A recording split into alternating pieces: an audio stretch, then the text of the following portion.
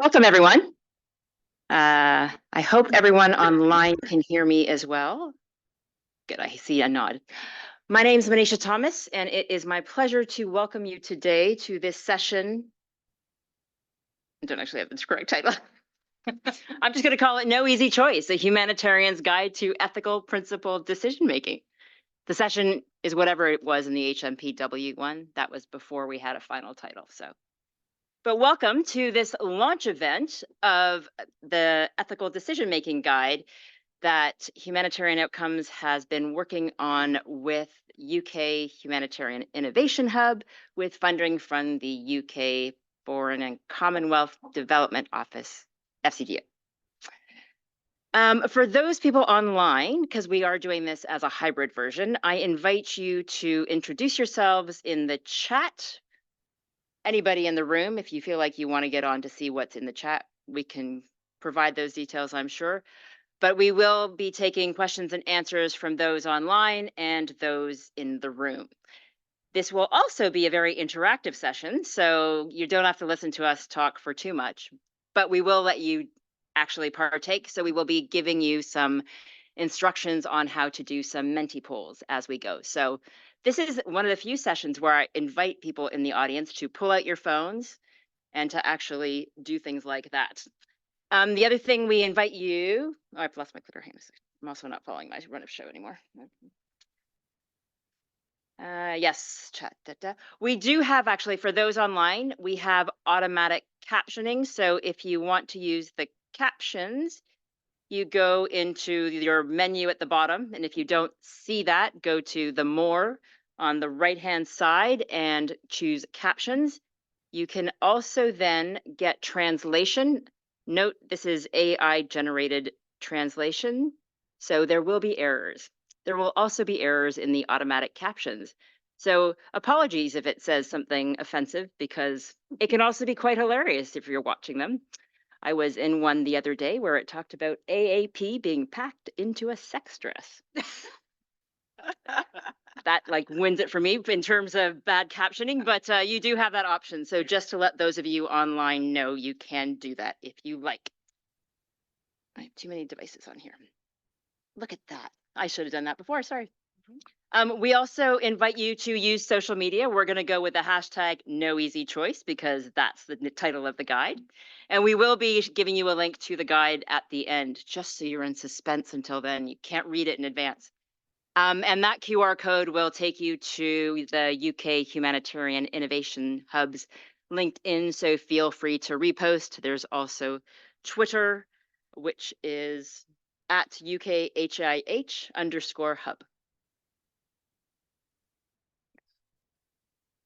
And what we're going to do now is actually make you do a first Menti poll. So this is just to get you into the frame of ethical decision making. And so here is the scenario. Or no, it's not a scenario, sorry. No, this is, I didn't get enough sleep or have enough coffee.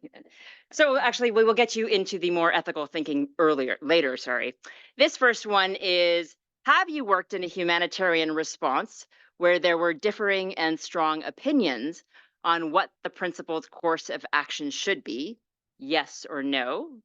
And the second question is, have you worked in an organization where you were asked to do something that you thought was unethical for a humanitarian response? Yes or no?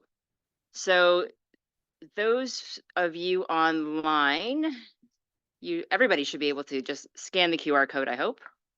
Otherwise, I think, otherwise Helen is going to post those questions in, and I will type in the Menti code into there for you as I multitask. We'll see how well this works. So we're just going to give you a second to do that. And while you're doing that, I will just walk you through briefly what we're going to do today. So firstly, thanks to those who've hosted us. So as I said, UKHIH with Humanitarian Outcomes and FCDO. We are really just going to be telling you a little bit about where the guide came from, why it was developed, what it's useful for, and how you can go about using it. And then we are going to have a panel discussion with Tanya Wood to my left, who is the executive director of the CHS Alliance. I printed off the wrong one. Eileen Morrow, who is Senior Policy and Advocacy Officer, Humanitarian Coordination at the International Council of Voluntary Agencies. She's with us online. And also Orzala Namat, who is the founder, director of Development Research Group Limited, or DRG, and she's also online. And before we get into that, we will be looking at what's in the guide. So Nigel Timmons and I wrote the guide for humanitarian outcomes. Moving on, I want to see what the results are from our Menti pool. And Adrienne here, sorry, is with UKHIH and is helping us with this. And before I forget, there are photos being taken for those in the room. If you do not want your photo used, Liz at the back, sorry. Liz, you want to just raise your hand? Please tell Liz, and she will delete and not use any photos that you are in, if anybody has that. But please do feel free to tweet. So we look at the results of Menti poll, please.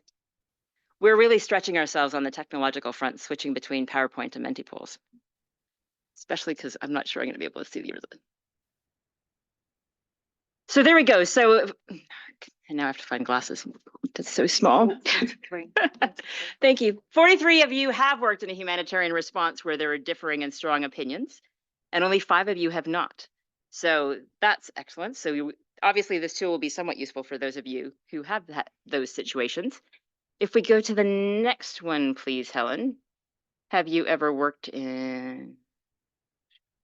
Oh, there we go. We just might need to give people a few moments to vote on this one, because I think we can only vote on the slides as they're presented. Yes, indeed. So we're going to be doing a bit of back and forth fun. Yeah. Which I guess was what we had thought about at one point. And then anyway. Yeah. So here also you've got 23 of you, 24, saying you've worked in an organized, 25, 27. The numbers are going up, but at least a good 2/3 of you have been in situations where you've been asked to do something that you thought was unethical in a humanitarian response. So again, this tool will be hopefully useful for you if you ever come across that again. Now we're going to do the get you into the frame of thinking through ethical dilemmas. And so this Menti poll is, I'm trying to think about how do we do, actually we can just use the Menti one. Yeah, I know, but can we just do it on the Menti here? Yeah. Helen, can you go to the next slide for me, please? For those who need it. Okay. So this is a little bit just a fun one, but it's just to get you thinking about sort of ethical dilemmas and how you go about deciding what you do. So 2 friends ask you to give a speech at their wedding. Weddings are on the same day, same time, in different cities, and they're not cities that are close to each other. Don't even try to say you can go between them. Not a possibility. One friend is fabulously wealthy. One second, I need to open my other screen. There we go. And it's a wedding that's going to be in a fabulous 5-star venue. You've been working in a stressful remote location for months, and so this is a great opportunity to catch up with many old friends that you've not seen. The other friend who's asked you to speak at their wedding is your oldest friend from primary school and has no one else to ask. The couple is not wealthy and it will be a modest wedding, but it's really important that really important to them that you go to the wedding. So whose wedding do you attend? We'll give you a minute to answer that on the Menti. Please feel come in. There's chairs at the front. Pardon me? Oh, the code you mean? The code is 1287-3301. Menti.com. People have to admit which they read, which they voted for. No, this is anonymous. You don't have to admit it. It's okay. The code Menti.com, and then it's 1287-3301 in case you didn't get that. So here, wow, we've got and it's funny because when we've done this in testing the guide, somebody's like, I'd get the rich friend to pay for the other wedding and make them combined. But I see that the vast majority of you have gone with the wedding of your oldest friend, and I'm guessing That's for various reasons, given that it's important to them or something like that. But obviously, there's different elements that you have to weigh up as you're deciding what to do. And in humanitarian situations, we often have not not easy like the wedding choice. Not that that was easy either, but dilemmas where it's difficult to know what we need to do. So now I'm going to go with Adrienne. We're going to go to a quick video of what you're about to hear about more.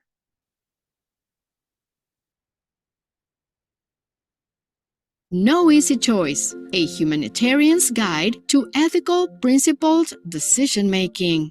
Helping organizations and individuals make better ethical choices for principled humanitarian action. Humanitarians often face difficult ethical dilemmas, from immediate operational choices to bigger strategic questions where a difficult choice must be made, even though no choice is obvious or ideal. The humanitarian principles of humanity, impartiality, neutrality, and independence alone do not always help us make the decision. Humanitarian principles might even create the dilemma when they are in conflict with each other. The guide and tool are for anyone facing an ethical dilemma in a humanitarian context. This guide is primarily for organizations or interagency bodies, such as humanitarian country teams or NGO forums, to think through the dilemmas they face. Individuals may also find the tool helpful in organizing their own thoughts. The guide and tool help choose the best way to uphold humanitarian principles and organizational values. The guide and tool are designed to help you lead, facilitate, or participate in a structured and meaningful dialogue with relevant stakeholders. This helps you analyze the dilemma from different ethical perspectives. Decision makers may find the process of using the tool helpful to reach a decision. The guide explains how to set up a dialogue, what to do during the dialogue, and what to do afterwards. It will help you explain what compromises were accepted, especially around the impact on people affected by crisis, what limitations made a better choice impossible, any additional efforts, such as advocacy or humanitarian diplomacy. Different organizations are likely to come to different decisions depending on their mission, mandate, or values. The tool has 5 steps.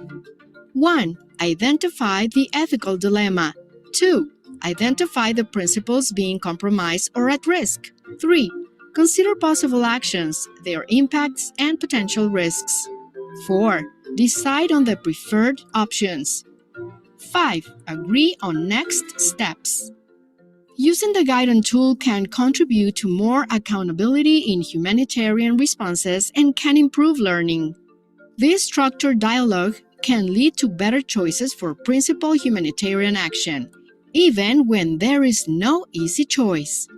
Download No Easy Choice, a humanitarian's guide to ethical, principled decision-making. We will talk through a little bit more about what's in the guide, but that just gives you a bit of a taster of what you will see. And with that, I'm going to pass over to Nigel to tell us a little bit about what's in the guide and provide a bit of an overview of the tool. Nigel.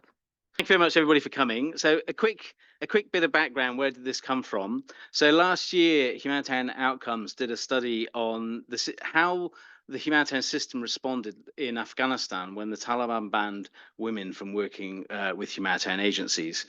And part of that was not very well, in terms of there were lots of really toxic debates between colleagues within organizations and between organizations, as different people took different positions. So some people said, we absolutely have to suspend operations, we have to stand up for women's rights.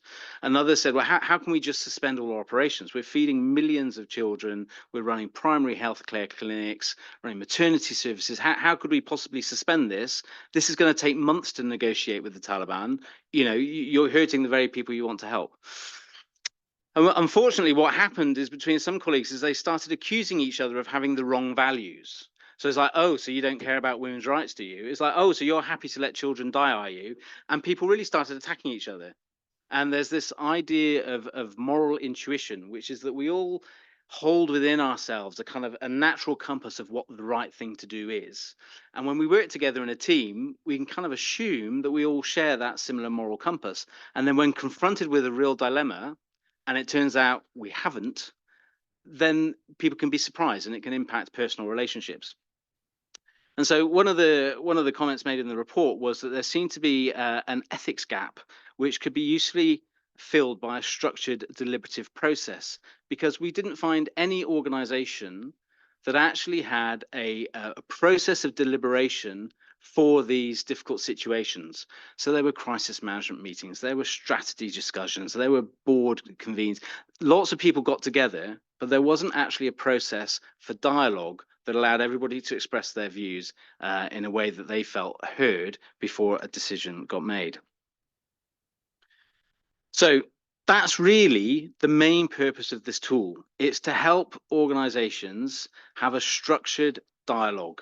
And in a way, the ethics is almost kind of secondary. It's actually about having a good conversation in which you listen more than seek to win the argument, that you seek to understand different perspectives before coming to a decision.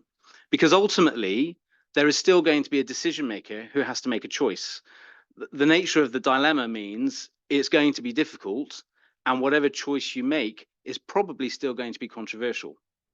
But at least if the process you go through before you get there is more open or more transparent, and people can understand the rationale, even if they don't agree with it, but they can understand the deliberation and the thinking that's gone into it, well, then hopefully that makes it a slightly smoother process.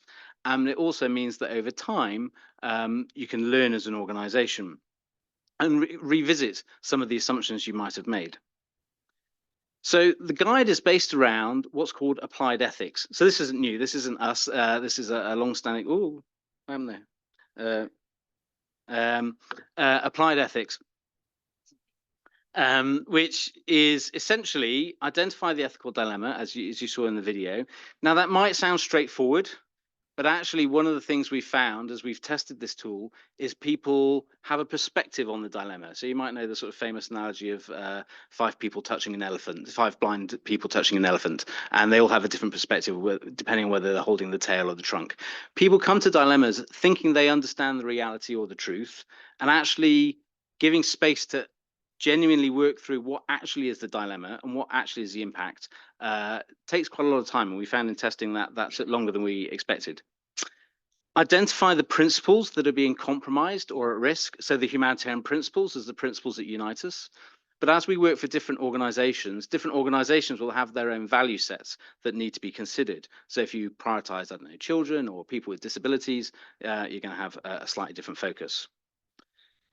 Think through possible actions. Now, we've used 5 different ethical lenses. We're not going to go into the ethics, but just to reassure you, it is based on, sort of proper thinking around, things like deontology and consequentialist ethics. And we've had ethicists on our peer review group, but you won't find much of that in the guide because we've tried to keep it more focusing on how to facilitate the dialogue. Then you have to, having gone through each of those options, so considering the consequentialist one, which is what will help the most people, or what's the right thing to do, or what's the thing that is most in empathy with the community we're trying to support. Having worked those things through, then you actually have to decide on an option. Obviously that's a difficult bit, and then you have to agree on the next steps, which I think Manisha will touch more on in a moment. And just to say that those are the questions, the applied ethics of the tool, this purple bit in the middle, but the quality of conversation really depends on how you show up and how the individuals coming to the meeting show up. Because like any conversation, it can be manipulated. And so setting the conversation up, getting the process right is at least as important. With that, I will hand to Manisha. And so what you'll find in the guide is that the tool itself is that purple bit that you see on the screen. And we're going to walk you through that because that's really the heart of the guide. But the guide also does provide sort of what you need to do in advance. So really making sure it's clear how people show up in the room, who's going to be the decision maker. Is it one conversation? Is it multiple ones? How do they feed in together? Because it's also very important to manage expectations so that people don't walk away disappointed. It then offers some suggestions about how you should set up that deliberation process, making sure that you walk away very clearly with what are the agreed next steps, how will the eventual decision be communicated, by whom, by when. But it also talks about how you need to make sure that after the process, not everyone is going to agree with the outcome that you have. I mean, the whole point is there is no easy choice because a dilemma by its nature means there's no good option. So some people will not be very pleased with the outcome. So, how do you also make sure that you're dealing with that moral injury that they will experience? And so, really talks about what kind of support you need to do, checking in with them, making sure that they're okay. But also, as an individual, you also have to decide if, like we asked at the beginning, if that organization that asked you to do something unethical, it was too much for you, well, you can always leave. Like, you've also got to decide what is your limit. So it's about not only those kind of leading the conversation, making the decisions, but you as individuals also in terms of what you're doing and how you show up. Right. So we're just You need your mic. We're just going to sort of quickly run through the main question. So step one is identify the dilemma. What's the impacts of that dilemma? And how does it affect different stakeholders? Because it will affect different people differently. That might be different parts of the community, but it might also be different parts of your organization. So, you know, I don't know, it might be sort of funding targets. And I'm sure we've all been in a situation in which you're under pressure from HQ to start something because there's good marketing opportunities. So you need to think through the range of different stakeholders. Now, for the sake of this afternoon, we've come up with a dilemma for you. So hopefully it's something that will resonate with you. So you work for an agency that's working in a camp of thousands of forcibly displaced people. And they were from are from a minority ethnic group and were forced there by government with little chance to return home some years ago. Your organization, other organizations started working in the camps, but over time, there's been that boiling the frog syndrome in which gradually your freedom to work there uninhibited has gradually reduced. And over time, you just accepted little deteriorations in your ability to have independent needs assessment, for example. And in fact, now some agencies have even got to the situation in which they're literally just accepting lists of requests from the authorities and handing them over to the people running the camp. You don't have full access to the camp. There are some parts of the camp where you're not allowed to go, but you hear that there are reports of physical and sexual abuse in those areas. And you just don't know actually if your aid is reaching all areas of the camp or reaching the most needy people in those areas that you can't visit. So because of this, some agencies are saying, we've crossed a line here, we've lost our independence, and we're going to have to withdraw. We have to make a stand, make a statement, we're being co-opted, we want to leave. But others say, no, we have to keep going because some aid is better than no aid.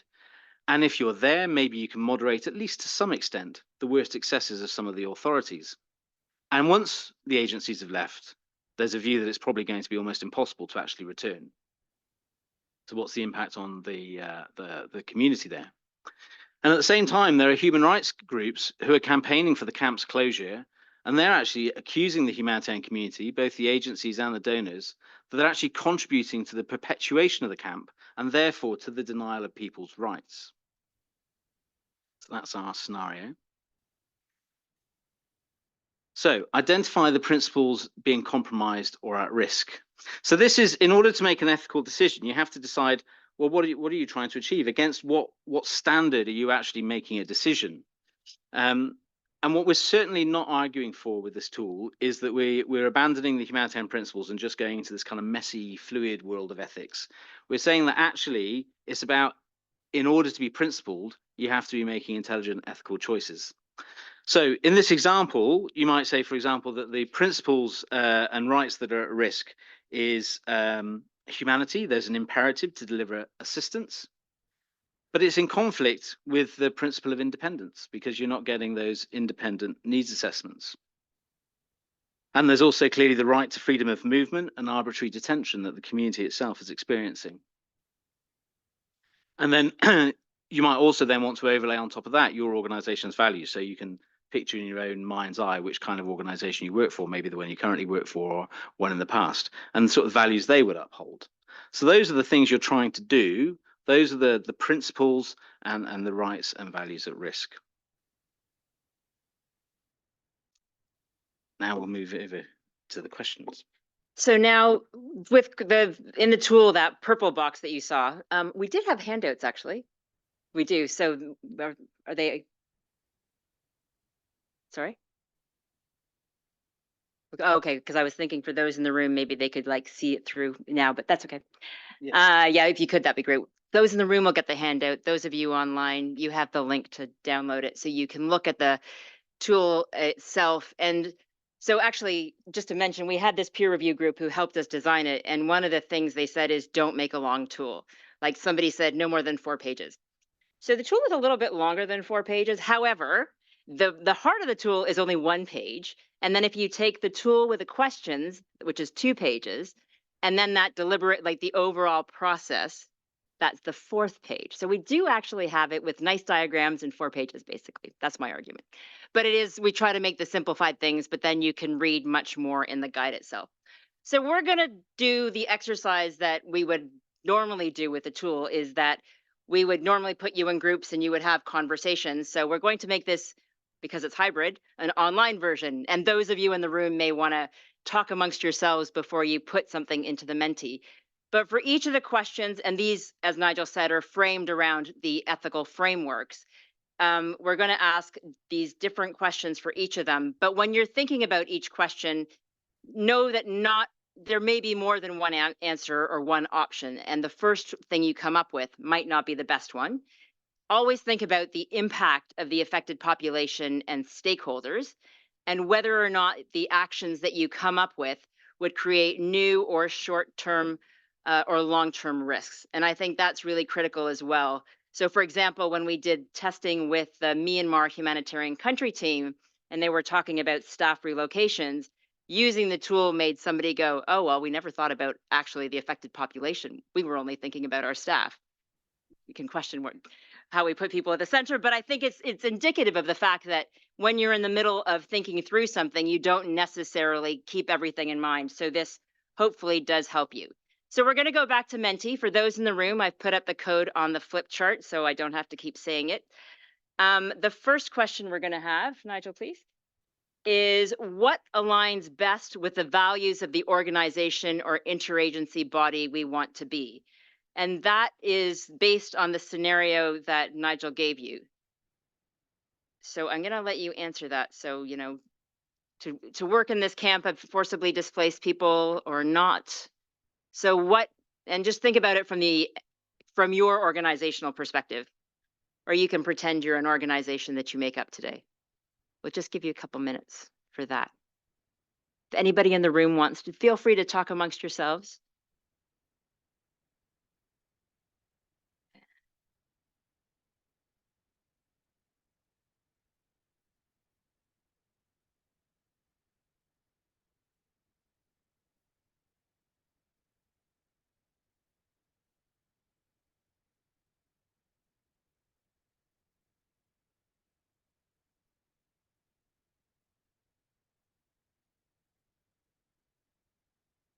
And when you're thinking about this, think about, is the action in line with the values of the organization or interagency body?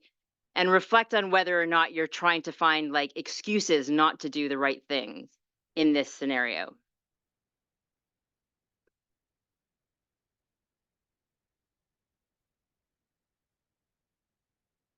While we're waiting, Nigel, would you want to give an example of what might be an answer? Okay, I can. So you might say that as an organization, so the principle of humanity and stay and deliver is a core organizational value.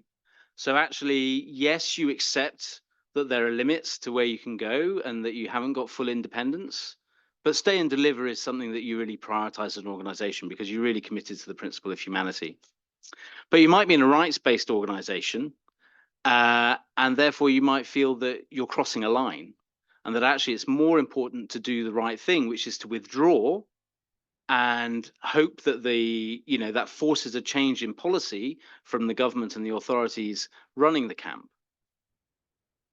So you can take different approaches according to what value you hold as an organization. What's most important to you out of those principles? That actually maybe that principle of independence has greater significance for you than the humanity one.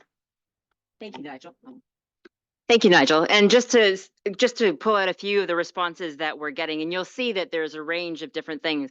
Some are save the maximum number of lives, humanity, withdraw temporarily, followed by strong proactive advocacy with authorities to reintroduce principled access and human rights respect, persuade the authorities to grant more access to allow for independent humanitarian work, protecting populations from harm, serve or ask the affected population, delivering care and compassion and dignity to all people.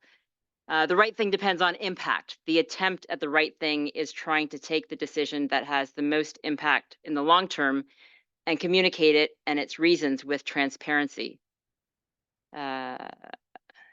Continue to deliver aid on a conditional basis, lead a broader conversation with the camp management and other partners about a phase out, stay and deliver while ramping up advocacy efforts with the government. And you can scroll through and see there's quite a number of different options there, which makes it really kind of shows that you will have varying degrees. But the idea with this part of the tool is you lay out all the different options under these. We have 4 more questions on this that we'll ask you to do. And then how you would balance those out is where we come to by the end of it. So maybe we can move to the next question, if that's good. And this question is about what takes into account the concerns and relationships between stakeholders, especially the most vulnerable. So here, think about what are the perspectives of different groups, especially the affected population, and try to empathize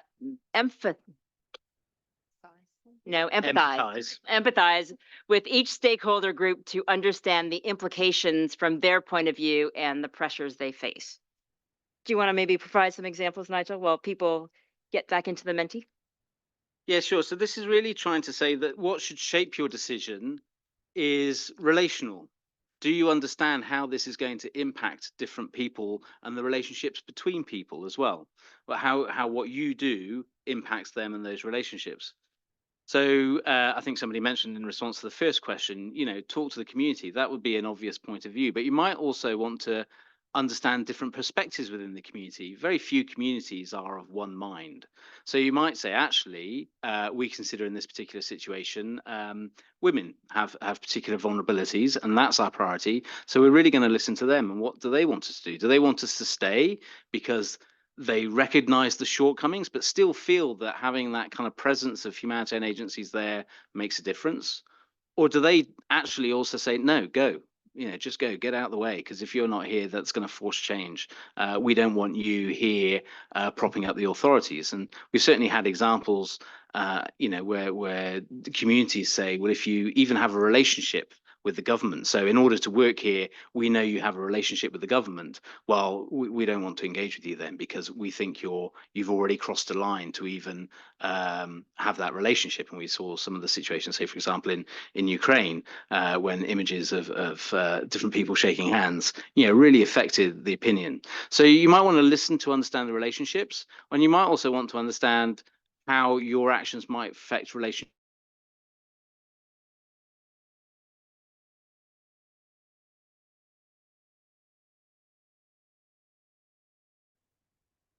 So for those online, welcome back. Sorry, the entire internet in the building went down. For those in the room, can I ask you to? Thanks.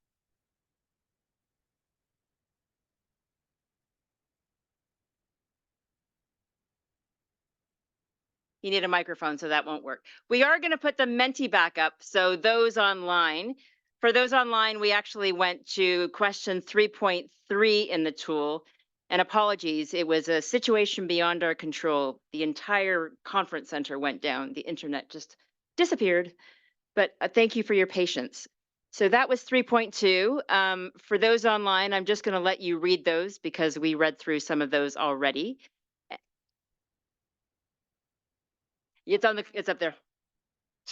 The code for Menti is up on the flip chart. I'm like power flip. Receptions. Can't come soon enough. So the third question, Helen, if I could get you to switch, please, is what respects and values culture and faith? And here we had a nice QR code for all of these, but the ability to embed Menti into our PowerPoint doesn't work. So sorry, you have to type it out. But we were saying that, kind of thinking about what different cultures and faiths may be. So Nigel, do you want to just say a couple words about that again for those online who didn't hear? Sure, thank you. It was just to, in the spirit of having a dialogue, which means respecting and listening to one another, then recognizing that many of our partners, certain communities, majority of our staff in any particular country may well hold dear a particular values system or ethical framework which is different to the humanitarian principles or rights. And to simply dismiss that is frankly arrogant and doesn't bring you to a space of shared values. So it's about recognizing that and giving space in the dialogue for people to express that opinion and that view. And it's really about giving space to listen and understand that perspective. Because at this stage in the dialogue, it's not about decision making. It's about getting everybody's perspectives and opinions out in a way that is safe and that people feel valued. And there is a question online. Sorry, we had explained while we lost you, is that the ethical framework here would depend on the context in which you're working. And so in this scenario, it's the example that Nigel had explained about being in a camp of forcibly displaced persons that have been forced there by the government. So it would be looking at sort of what cultures or faiths amongst that population you would be considering, but noting that at times certain cultures or faiths or beliefs may be in contradiction with human rights and fundamental human rights. So considering that as well. So making sure that's a consideration. So some of the answers in terms of what respects and values culture and faith, feedback loops involving local people and religious leaders, involving local people in conducting this exercise. Respecting culture means respecting who has power in that culture. Also explore faith and culture of government authorities, have everyone's voice on the conversation, get to know what those values, cultures, and faiths are, survey one-on-one conversations perhaps, context analysis and conflict sensitivity risk assessments are critical and should take in relevant political, security, economic, and cultural dynamics, including religious ones. I'm going to move us to the next question because just so that we don't lose a lot of time because we still have our panel. The next question is what results in the greatest good and does the least harm for the most stakeholders? And so, sorry. What No, but what is it that results in the greatest good and does the least harm? And here you need to be thinking about who's going to benefit from whatever action or option you have. Those with the greatest needs should receive the greatest benefit first. Consider program criticality as well. Frontline surgical services will have greater program criticality than a distribution of mattresses, for example. But also consider what are the risks for the affected population, the principle of do no harm. If the action relates to humanitarian services, objectively evaluate the benefit of the service and don't assume that all humanitarian efforts have equal benefit. And Nigel, while people are filling in the Menti, can I turn to you again for some examples? So again, you might argue that the greatest good can be achieved by staying because you can deliver materials directly. You can make sure that at least some people get some resources and there's probably some level of community sharing. So even if you can't get to all parts of the camp, resources move around, you're contributing to the local economy within the camp. So, that you might argue that does more good than simply cutting off all those supplies. However, if you take a longer time frame, and I know somebody's put depends on timescale as a first response, in a longer time frame, you might argue, well, actually, if we suspend our operations and we mount a significant policy campaign and we work with others to really push the authorities to close this camp, in the longer term, actually maybe more people will benefit from us stopping what we're doing. So there's different ways of looking at it, but you're asking the question, what will help the most people the most? Super. Thanks very much, Nigel. And so some of the answers that we've got here are depends on the time scale, consider benefits of leaving, consider who else might be able to deliver the services if we leave. How do we take into account the impact on future generations and what do we owe to future generations? To be consistent, communicate openly and honestly, acknowledging limits and shortcomings, being responsible and accountable throughout the process and afterwards. Could AI help in calculating odds and likelihoods? Sorry, is AI ethical would be the question there as well. We'll leave that one for later. Relocate the resources to other ones in need. Address conflicts between short-term results and long-term.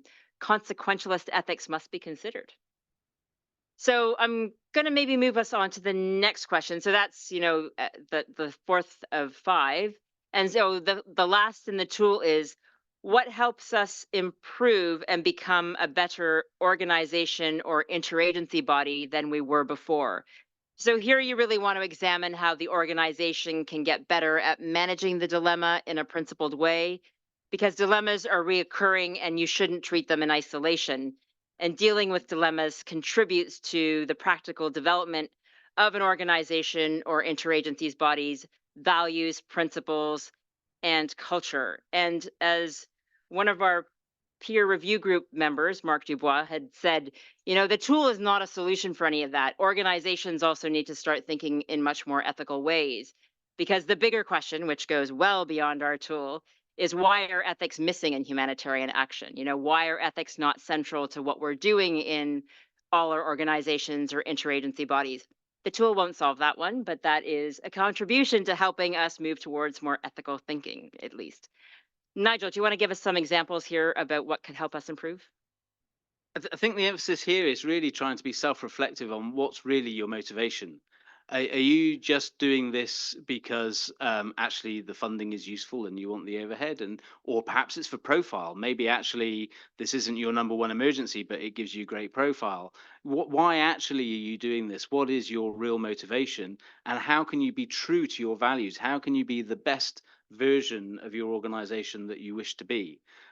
Because sometimes organizations get into ruts and just keep doing what they've always done, or sometimes we take the easy road because it's the easier road. So how do we get better? How do we hold ourselves to account for who we really want to be and what we set out to do? Super. Thank you, Nigel. And for those online, if you do have questions, because apparently somebody had a hand up, but I hadn't rejoined, sorry.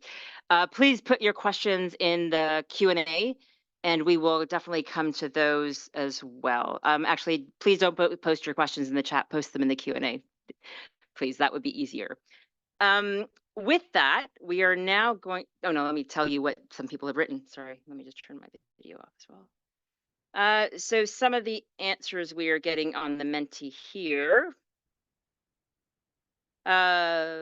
Recognizing and identifying shortcomings and coming up with pragmatic and clear ways to overcome them, deliberative step-by-step approaches, being honest with ourselves, capturing dilemmas and sharing decision-making processes.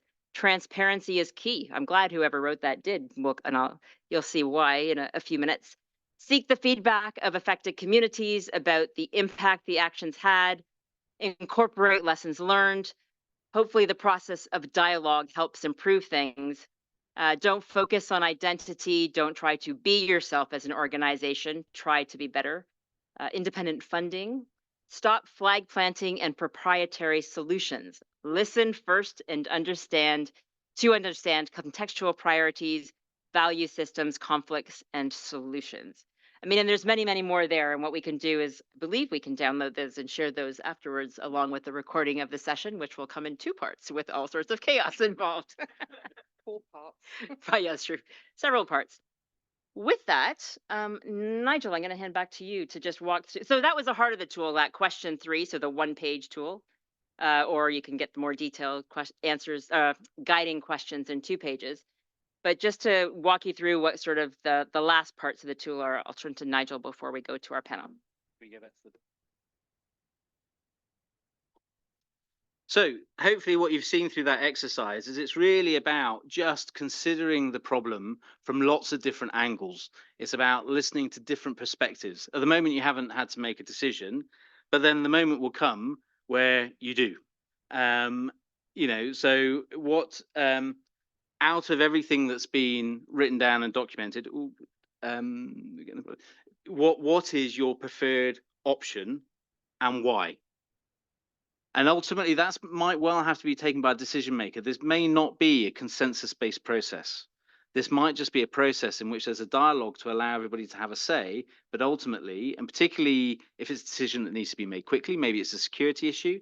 So if you have a conflict between the principle of humanity, but your duty of care to staff, well, those two principles might quite often come into tension, and you might have to make a decision quite quickly. So it might well be that it's a senior manager or management team that make the decision, but they have to make. Is it possible to have the PowerPoint? Oh, okay. So anyway, just make a choice. But that obviously is going to be compromised to some extent.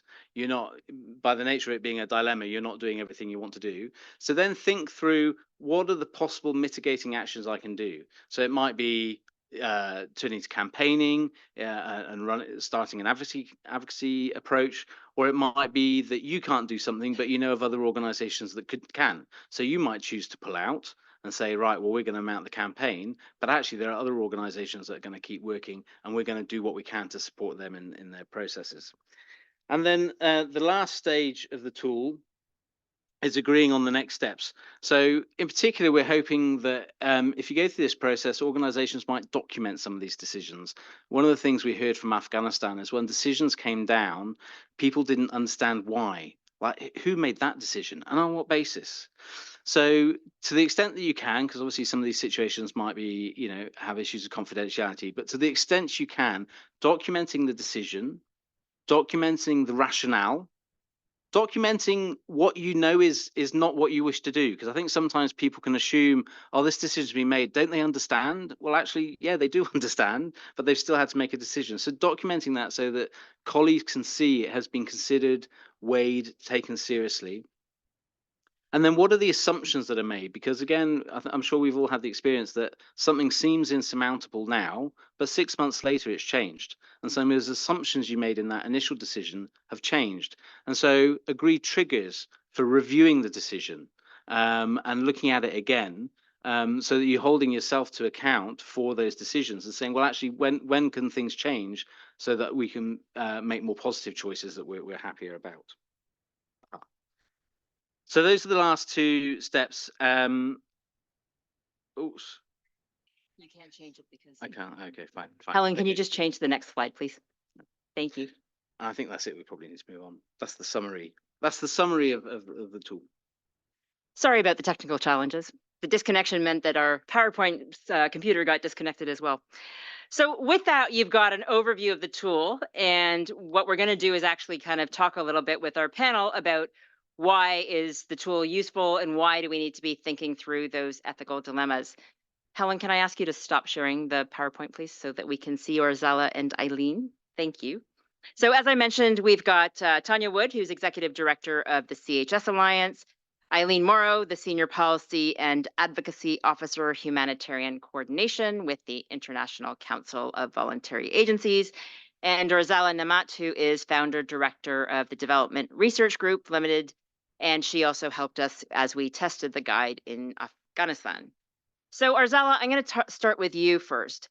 So the guide, is, as we've heard, has its origins in the research that was done around ethical dilemmas in Afghanistan at the time of the female aid worker ban. Yet there were lots of other ethical dilemmas in Afghanistan before that faced humanitarians. How were some of those other ethical dilemmas managed in the past? And why did the female aid worker ban discussions become so toxic? Thank you, Manisha. Can you hear me well? Yes. Good. Thank you very much. Hi, everyone. It's a pleasure to be with you today, and congratulations to Manisha and Nigel and the rest of the team for this great work. you're absolutely right. The one of the main motivations to come up with this tool was really the finding from our study on humanitarian dilemmas in Afghanistan, and the sort of like ethical aspect of it. The way this became a toxic issue is when we noticed that there were completely a kind of a chaotic way or chaotic approach to addressing this issue of which was directly an ethical issue for a majority of humanitarian organizations and institutions operating in Afghanistan. The regime, the Taliban government, decided to ban female aid workers, while a majority or in an absolute way, all humanitarian aid was supposed to reach equally men and women, girls and boys. So in this situation, we noticed that there were very chaotic, as I said, and even in cases conflicting responses to this ethical issue. Some organizations threatened to leave completely, while others says, oh, we have ways to work around and stay and work as usual. And they started to gradually or slowly dismiss or replace their female staff with the male, while others tried to find some sort of like alternative arrangements, working from home and so forth. So in earlier than this, organizations, there is a dominant culture of the top management of the organization, sometimes an individual as a director, or someone at the very top level or director with a deputy director who will just come up with a decision and let the rest of the team follow that. So what we felt was necessary was to spread this, to not only international and well-known and highly credible organizations, but specifically to national level organizations and NGOs that are not much familiar with what are the key core humanitarian principles, what are the core ethical aspect of making decisions. So in that way, we felt that there was a need to have this guide that is allowing people to follow steps by step the process and think ethically, and also spread the idea that any action taken, even though it's for humanitarian purposes and even though it is to ensure that humanity is respected, there are some ethical rules that we first have to be aware, and second, to make decisions on the basis of that. Super. Thanks so much, Rosella. And given that you were involved in the testing of the guide with local organizations, how do they view the guide's usefulness? And do you see the guide being used by local and national organizations? Absolutely. Majority of organizations that we tested this with a variety of groups. So we tested it with international aid agencies in Afghanistan, also with members of the national NGOs and members of the diaspora. So the reactions were varying from one to another, but what we find very sort of like across the teams that we discuss with was the fact that they needed this. Some of the local national NGO members were saying that it's first time we hear conversations about ethics and ethical, dilemmas, because yes, we are dealing with what you are explaining and defining as ethics, but we never had any conversation in our organization about what are the ethical decision-making processes, because a decision is made by our director or our leader, and we follow that without, questioning it. So they really welcome the idea, and they say that this will, in a very large scale, avoid in many larger scale the ways that organizations are run in a very individual-oriented way. So more participation, more consultation is encouraged through this, and this is why there was sort of like quite a strong suggestion from the Afghan testing process that we need these guide tools in local languages so that we can easily contextualize and use it in our daily practices. Super. Thanks so much, Rosella. And just to say, in the Q&A online, there's a question from Alexandra saying, documenting processes, decision-making, and reasoning within the process resonates deeply with me. However, it goes against 20 years of experience as a humanitarian worker, where at one stage, absolutely anything related to management and decision-making becomes confidential, and only a few selected are allowed into the process. How do you break that cycle? I'm going to let the panelists think about that, and I'm going to come back to you. But Eileen, feel free, because I'm going to ask you a question next, so you may want to weave that in. And so Eileen is coordinating ICFA's Principled Humanitarian Action Steering Committee. And what are some of the challenges to humanitarian work that make the work on principled humanitarian action so necessary, Eileen? Great question, Manisha, and thanks so much for having me here. And a huge congratulations on the launch of this important tool. So just to give a bit of background, because people might not have heard about the steering committee, it was really prompted on the request of Danish Refugee Council based on the research that they had commissioned through here Geneva on principled humanitarian action in Yemen. Which complements some of the research done by NRC in Iraq and the impacts of poor collaboration. So we use this research as the basis of the humanitarian negotiation workshops we've developed with the Centre of Competence in Humanitarian Negotiation for NGO Fora and for their members. And we've done them in Cameroon and Burkina Faso and Pakistan, and we'll be doing more with the NGO Fora in Afghanistan, Sudan and Myanmar in the coming weeks. So the workshop objectives really include supporting NGO Fora and their members to work through the ethical dilemmas in their contexts and identify actions that facilitate the best possible outcomes for crisis-affected populations using both individual and collective approaches. And so what we've learned from them and from the recent ICFA annual conference is that finding collective positions in the face of a dilemma is really hard to get to. Collective action is almost a dilemma in itself, as it means slowing down, extensive consultation, trusting and relying on others, and letting go of control. And that isn't easy in these contexts. So what we saw is that even though NGOs wholeheartedly agree that collective action is the best possible way to support principled and effective humanitarian response, only 36% of our members at the conference reported that they were happy to share sensitive information with each other. And that actually goes to the question as well around, sharing information with it being held on to by management, and that fear of and the risks associated with sharing the options and opinions. And I'm going to speak to that some more. We've also seen that there's huge suspicion of each other's positions, with people generally believing their organization is the most principled, more principled than others, and that whatever decision they make is the right decision.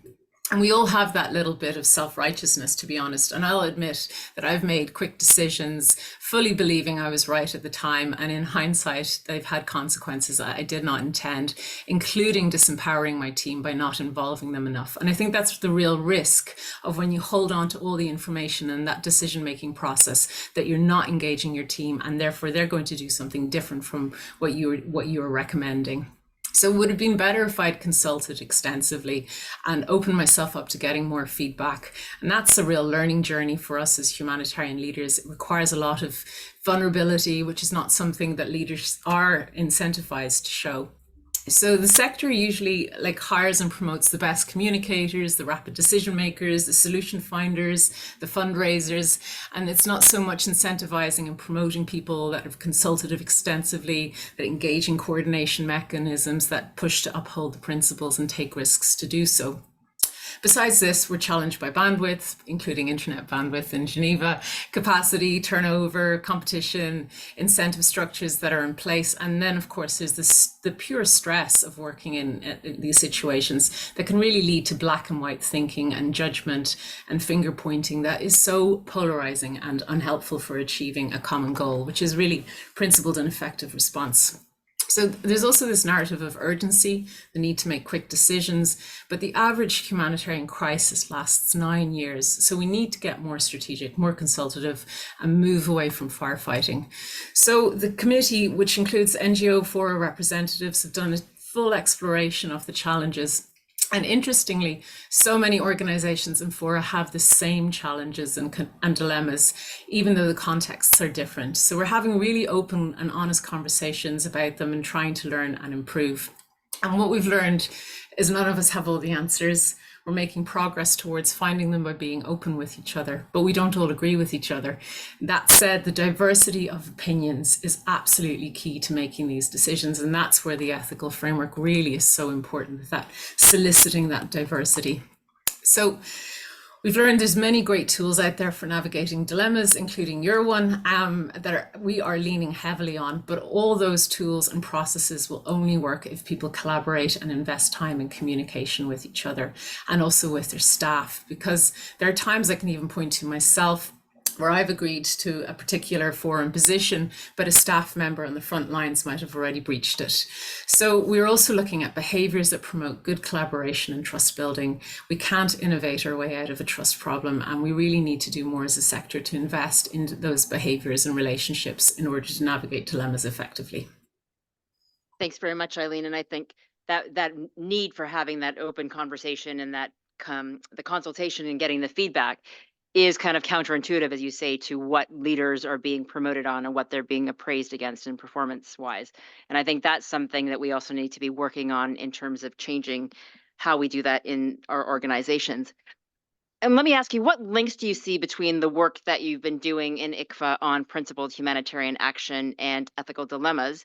And do you think that ICFA members or the broader community would find having a process for this more structured dialogue helpful?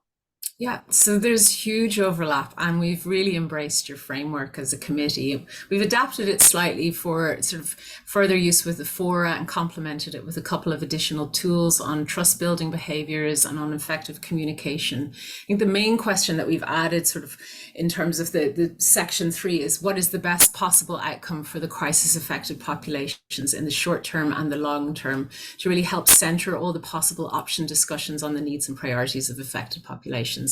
And we've added a segment to explore in more detail how when members might need to take different approaches, that they can avoid being counterproductive to each other, and how we can ensure principled humanitarian response in the aggregate.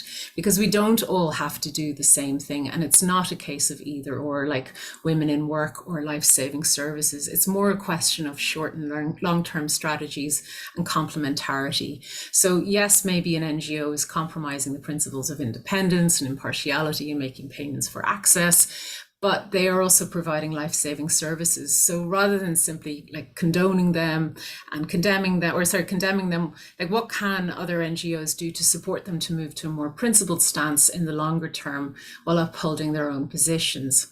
And the contexts that we work in are just unbelievably difficult and dangerous. And as you say, there are no easy choices. So we really need to support each other. It is about that open communication. Those structured dialogues and safe spaces are absolutely key.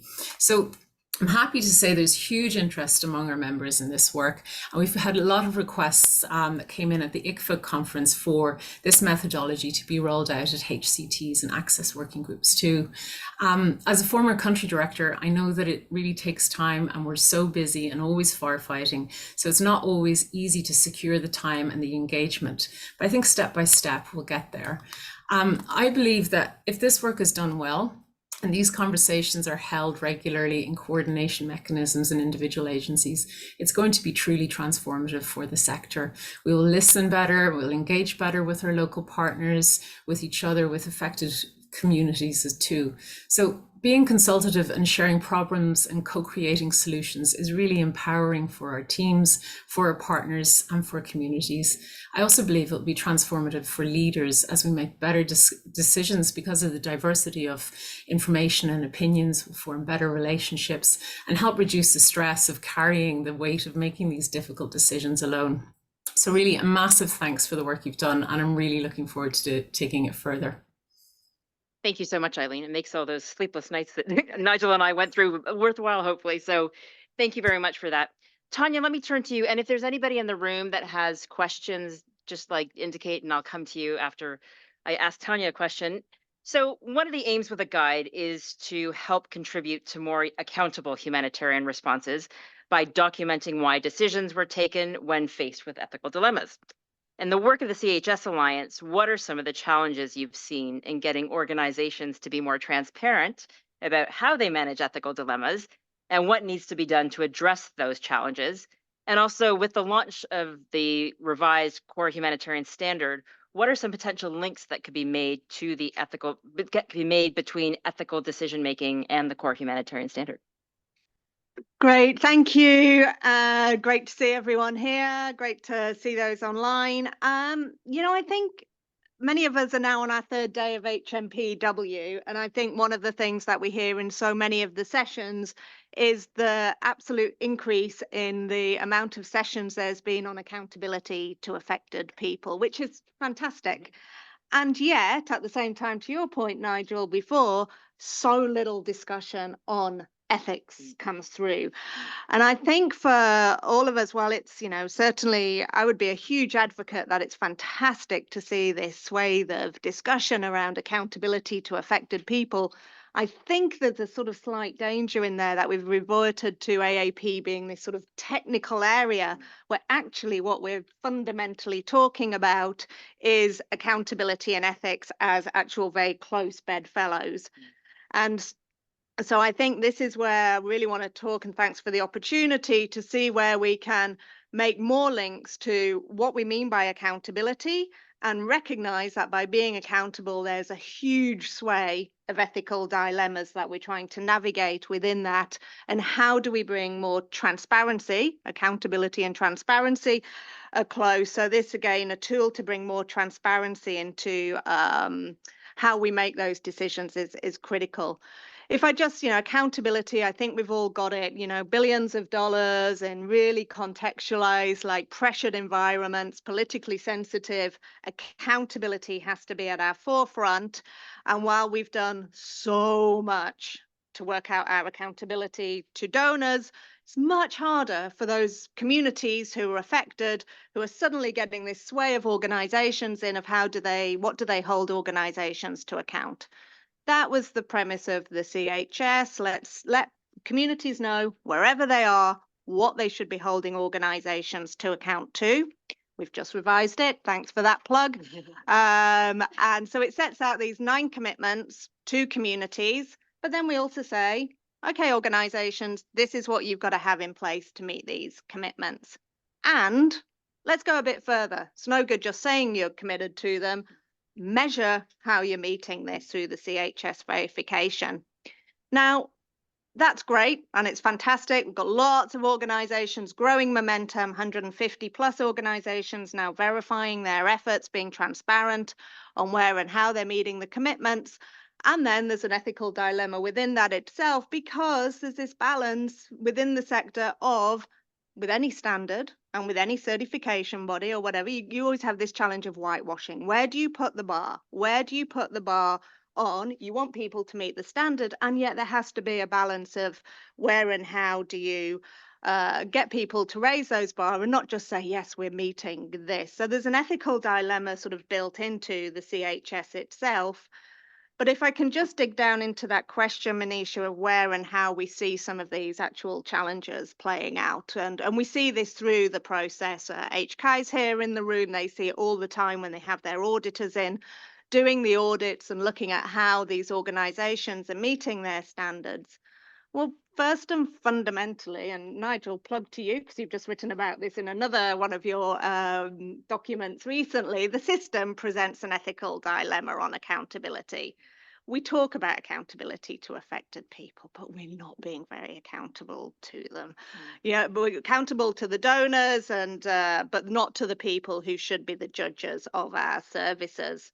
So there's an ethical dilemma in there, and how that plays out. Let's just give a couple of examples of how that plays out in the CHS. And this has been, again, would have been great to plug into some of these. That one of the commitment 5.5 or indicator, you've got to apply an appropriate victim survivor-centered approach to investigate and address complaints and reports, including sexual exploitation, abuse, and harassment. Fantastic. And I would think that most of your organizations have a mandatory reporting requirement if you see any sexual exploitation and abuse. How do you balance that with a victim-centered approach? If I decide not to report, where is your ethical dilemma for where and how you report? So there's already, even within this requirement, a contradiction there. Identify, prevent and manage risks at all levels of the organization, including corruption, fraud, misuse of resources, conflict of interest, and take appropriate action. Again, of course, but what does that mean when we report to donors and the donors pull the funding? And therein lies the challenge of whether we're being ethical to the people or whether we're being ethical and we have these standards, but there's a challenge within that. Another one that we see, because for the CHS, it takes a whole of organizational accountability framework. So it looks at the whole organization, and then give another one, commitment 1.5 or requirement 1.5. Communications representing people and communities, including those used for advocacy and fundraising, have their informed consent, are accurate, respectful, ethical, and preserve their dignity.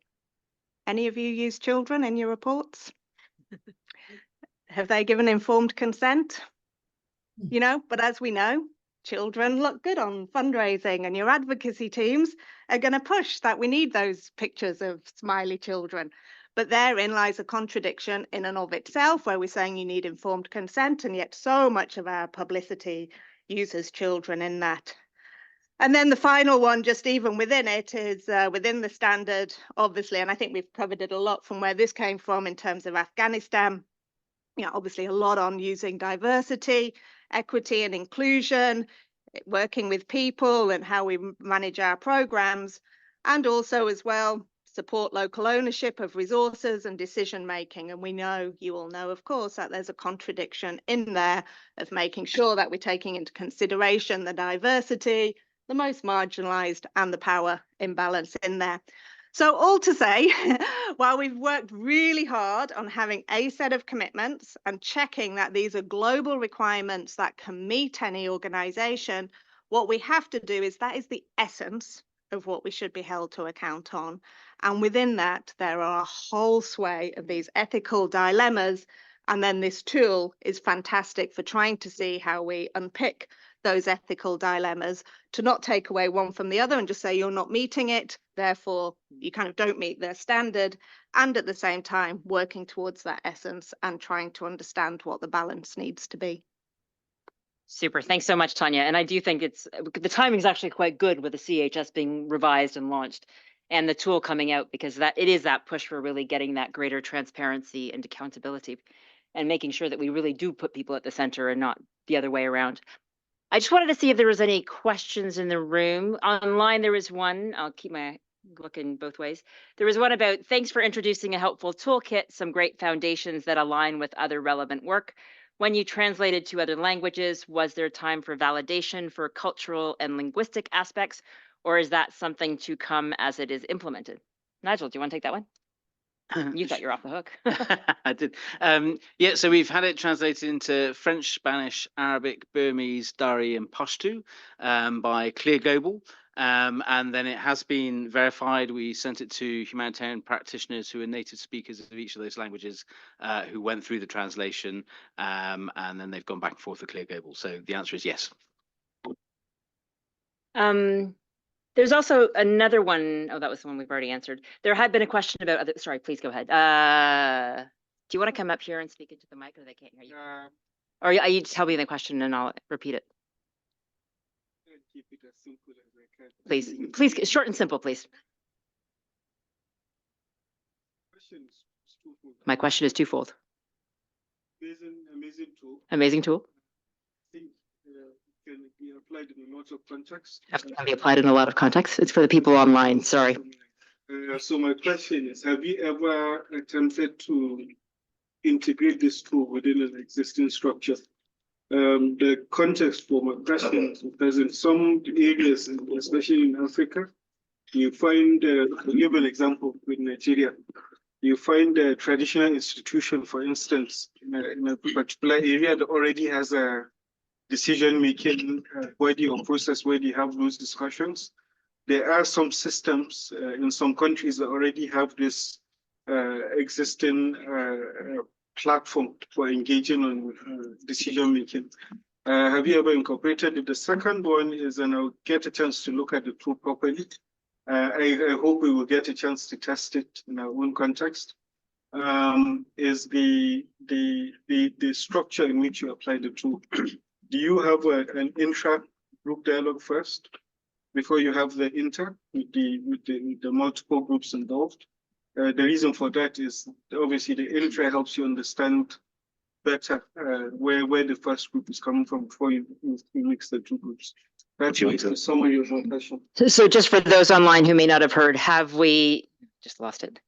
Have we incorporated the tool into structures, and have you ever attempted to integrate it within existing structures? And are there different types of dialogues that happen? Nigel, do you want to take that quickly?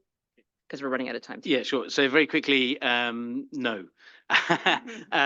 So we've tested it with colleagues in Afghanistan. Orzala led the process there, also with colleagues working in Libya and colleagues working in Myanmar, but those were all humanitarian agencies. So we haven't tried to use this tool with any kind of traditional groups.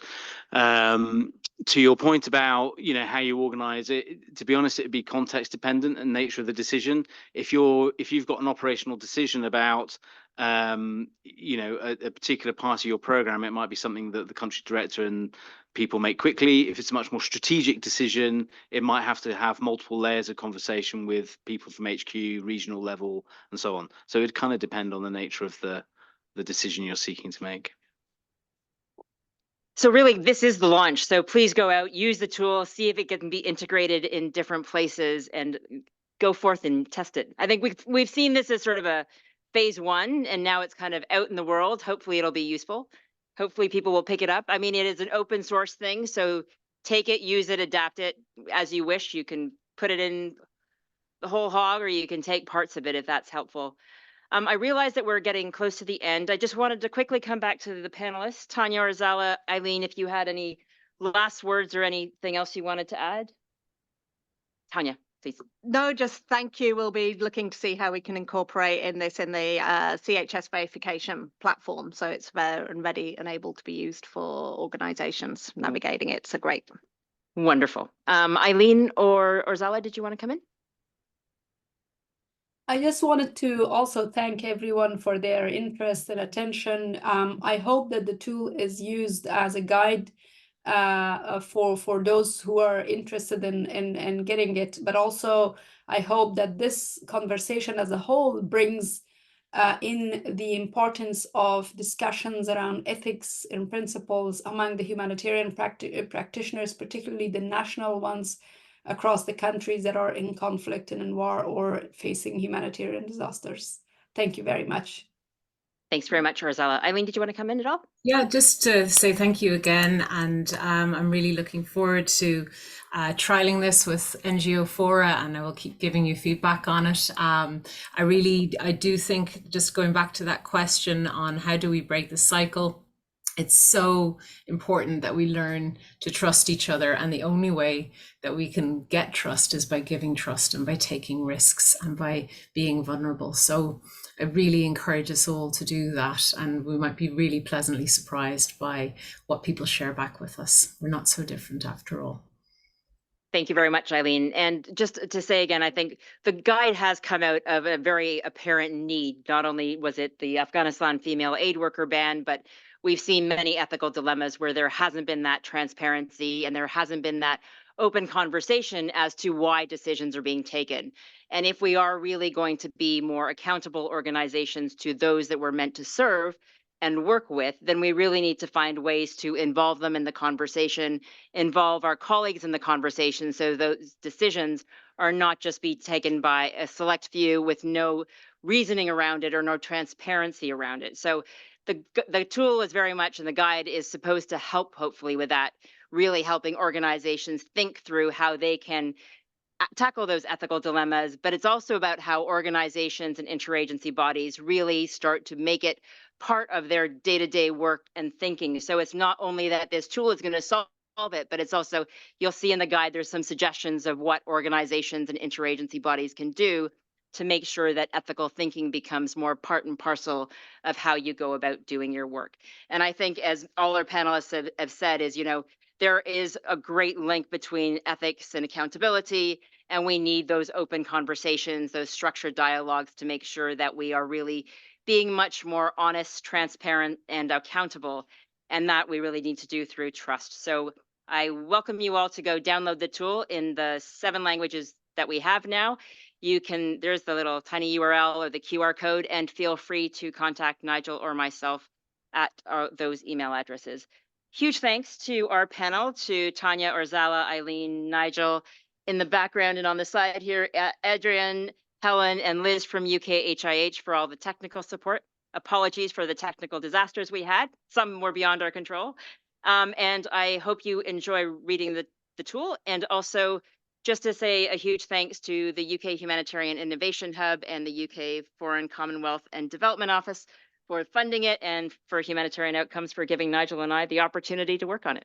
I wish you all a fun HNPW and enjoy the reception.